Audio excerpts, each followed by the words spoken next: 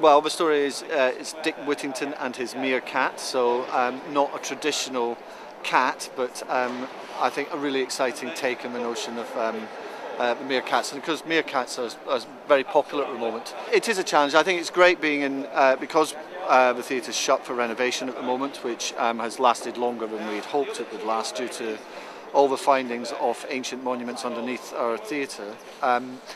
It means that we're down here at the Signal Box Theatre at the National Railway Museum, and in a way that's allowed us to be able to create something very different this year in terms of how it's going to look, how it's going to play for our audience, and I think at the same time there'll still be a lot of familiar elements to a York Theatre Royal pantomime embedded in how we do it. I'm AJ Powell. I'm playing the meerkat in Dick Whittington and his meerkat. I'm playing a role that not many people can hear me, only Dick Whittington and the people that I like.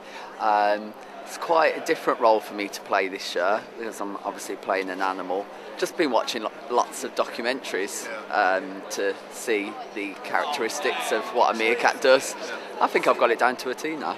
This is my 37th pantomime, I think, and I've lost, all the comforts that you get every year, where you're going to stand, you've got a wing there to lean on. We're at the Signal Box Theatre, very large 1,000-seat tent, really, but I have to say, it's a very unusual experience. Why is that? Well, we're in a museum. Now, think of it for children. Even if they don't like the pantomime, they've got to walk through this wonderful museum. If they've never been before, it's an experience for them. And then they go inside and see a pantomime. And they'll never see it. It's a one-off experience. They'll never, whether good or bad, they'll never see anything like this ever again. Certainly not in my time anyway, because we will be back at the theatre for another one at least, I think.